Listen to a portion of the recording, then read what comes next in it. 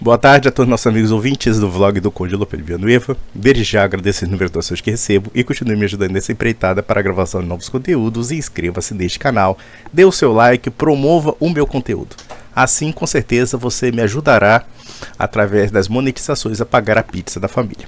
Mas enfim, eu estou aqui me divertindo horrores com esses shorts aqui desse sujeito chamado Rafael Pablo, que é o cúmulo assim da ignorância pedante. E ele fala assim como se fosse assim um critério de jornalismo investigativo. Inclusive coloca uma musiquinha no fundo, sabe? No entanto, os conteúdos dele são muito ruins. E são muito ruins por uma razão muito simples. Primeiro porque falta conhecimento. Tá? Esse é o primeiro ponto.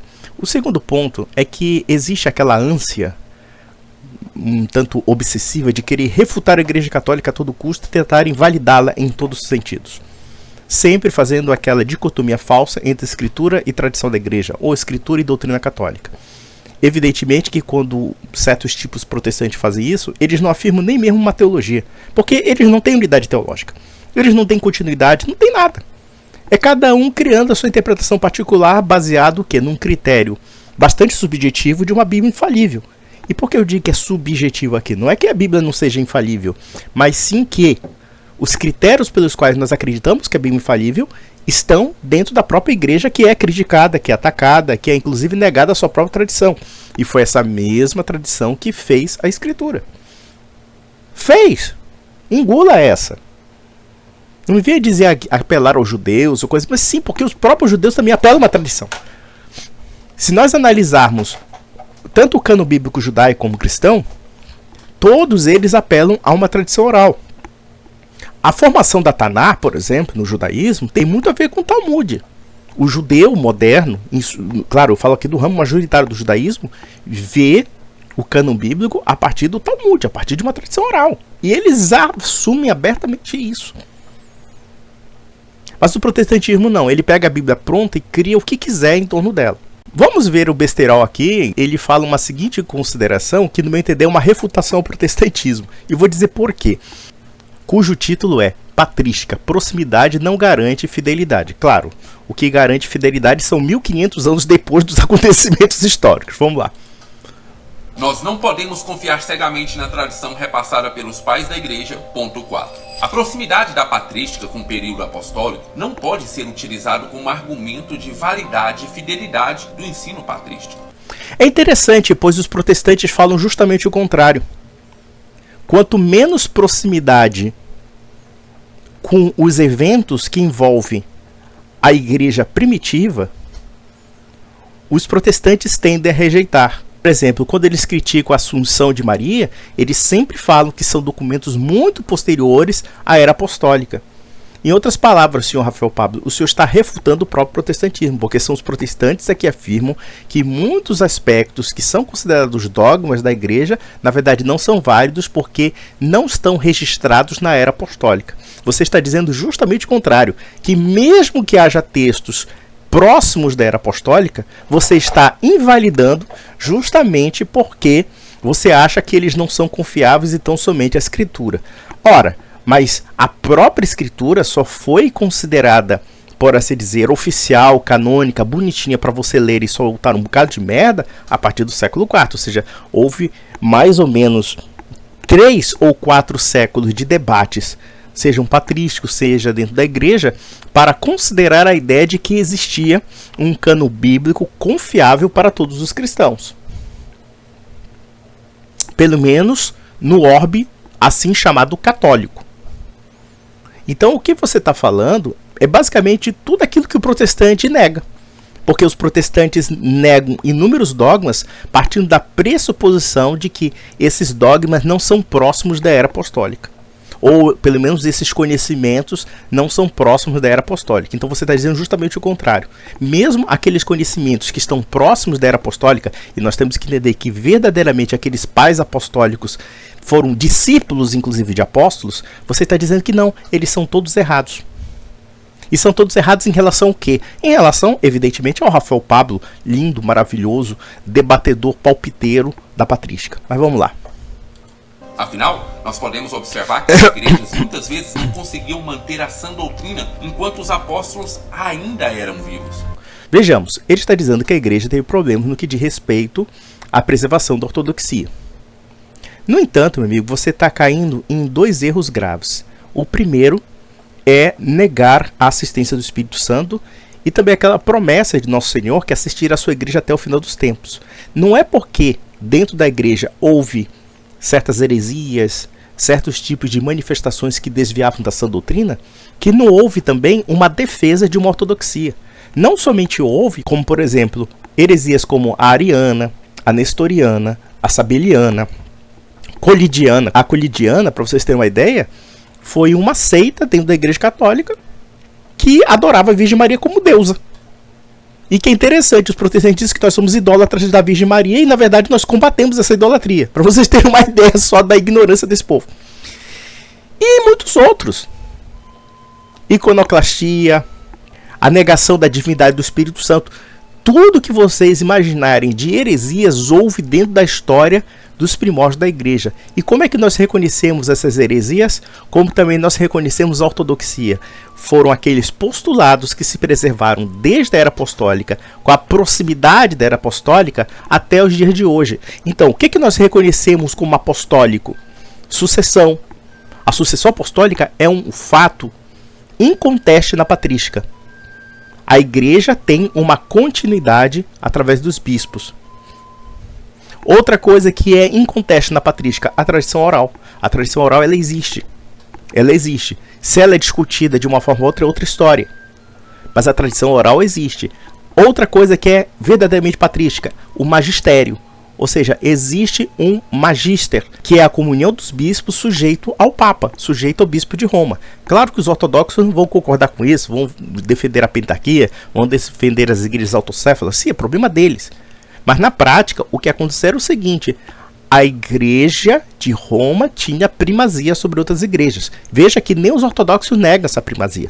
O que eles negam apenas é o seguinte, que havia uma primazia moral, mas não necessariamente uma temporal, né? Ou seja, que havia autocefalia, mas havia um respeito, né, à condição de Roma como uma espécie de resolvedora de certas quesilhas, etc. Só que, claro, isso é bastante controverso também, porque nós temos textos patrísticos que dizem, olha, a igreja de Roma tem soberania sobre outras igrejas. E, claro, os cristãos ortodoxos vão apelar ao conciliarismo, que os concílios ecumênicos não tiveram participação de Roma, o que não é bem verdadeiro, mas enfim.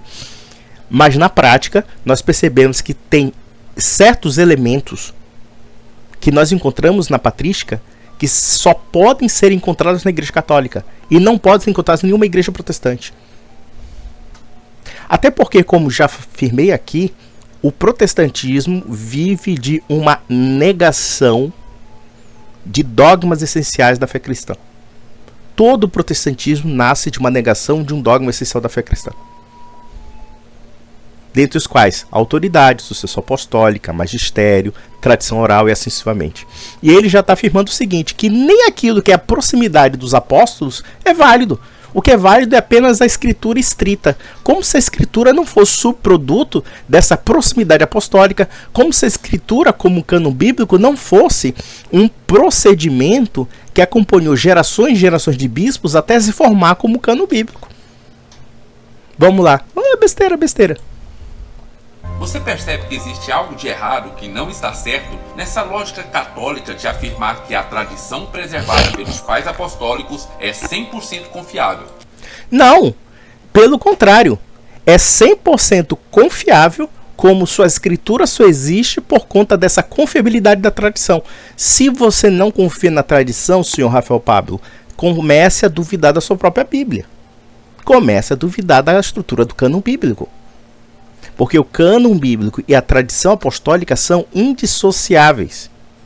São indissociáveis. Mas da feita que seu joguinho é apagar a história do cristianismo nos 3 ou 4 primeiros séculos, dizendo que nem os documentos mais primitivos, mais próximos dos apóstolos são confiáveis, então resta realmente você demolir o cristianismo por inteiro, porque nem a escritura seria confiável a partir dessa lógica. Se a tradição não é 100% confiável, então podemos deduzir também que os evangelhos não são 100% confiáveis, o cânon bíblico não é 100% confiável, a própria escritura no seu todo não é 100% confiável. Porque se temos a escritura, isso se deveu à tradição da igreja. É inescapável, cara. Você pode inventar todos os argumentos idiotas que quiser. Você pode dizer, sei lá, que a Bíblia caiu de paraquedas com um zíper e com, sei lá, com a etiqueta da Sociedade Bíblica do Brasil.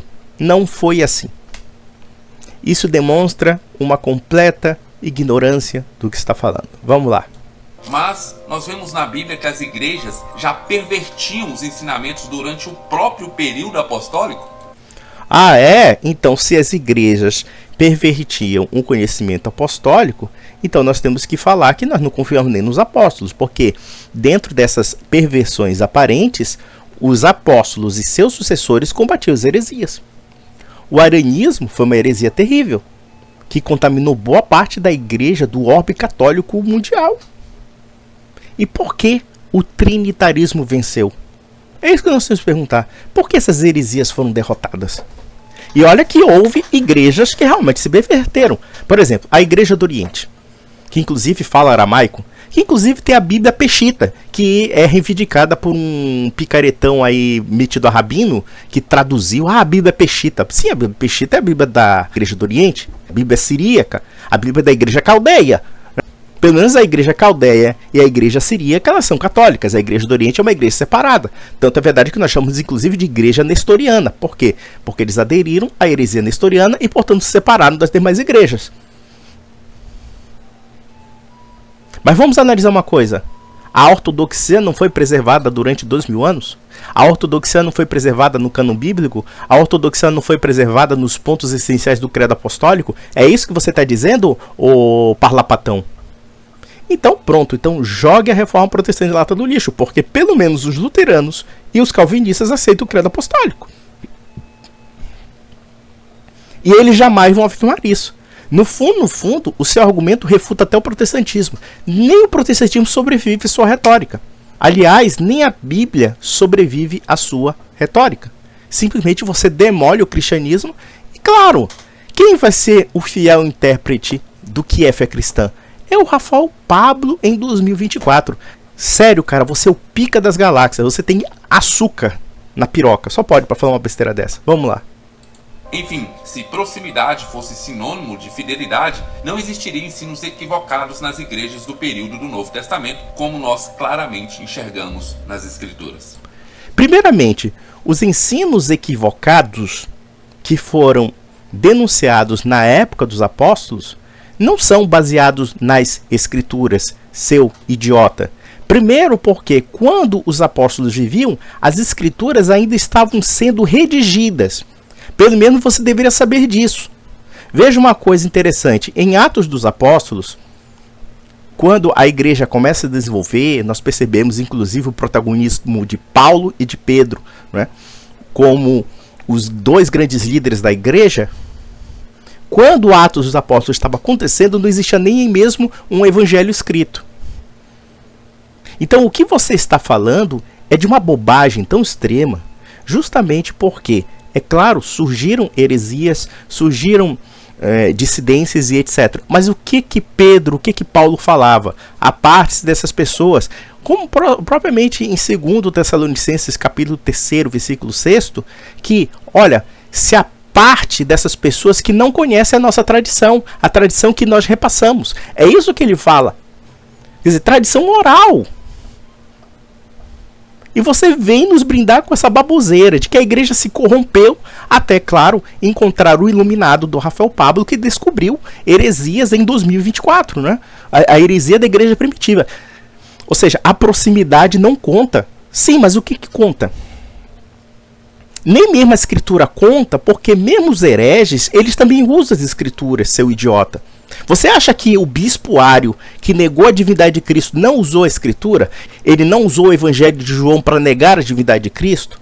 Você não conhece esse debate. É evidente que os hereges também usam as escrituras. Então a escritura por si só nunca foi motivo de unidade da fé cristã. Tanto não é que vocês protestantes têm 30 mil dissidências diferentes e vocês não entendem coisa alguma em qualquer dogma de fé. Aí cada um se arroga mais autoridade do que o outro, mas ninguém se define em nada, porque não tem base alguma. A base é sempre a minha opinião. É isso que você faz. Então, querer dizer que na era primitiva houve corrupção e, portanto, nós não podemos confiar nos escritos apostólicos, então pronto, meu filho. Então você vai ter que dizer necessariamente que durante bom tempo, até o século XVI, a igreja foi corrompida. E, portanto, nós não tínhamos uma noção real da sã doutrina até o século XVI. Agora, o problema é que quando chegamos no século XVI, e com a Reforma Protestante, você tem Lutero, que se contradiz com Calvino, que se contradiz com os anabatistas, que se contradiz com os anglicanos, que se contradiz com os wesleyanos, com outros anos e ismos e não sei o quê. E no final da história não temos verdade objetiva alguma. Eu lamento dizer, você tenta demolir o catolicismo, mas na verdade você demole até mesmo o protestantismo, porque até o protestantismo não tem base nenhuma para ser defendido nessa sua tese por aí. Até porque muitos dos dogmas católicos são questionados pelos protestantes a partir justamente da proximidade com os apóstolos. Mas até isso você nega como princípio. Ai, meu Deus, vamos ver besteira. Acabou, graças a Deus. Cara, faz o seguinte. Encerra esse teu canal. Ou pelo menos dá um stand-by no teu canal. E vai ler, cara. Não passa vergonha, cara. Não passa vergonha, porque os seus vídeos são um emaranhado de besteiras pretensiosas. É isso que nós temos que dizer. Tá bom? Viu? Olha, um dislike pra você, ó. Um dislike pra você, viu, Rafael Pablo? Tá bom? Tá bom, Pablito. Tchau, tchau.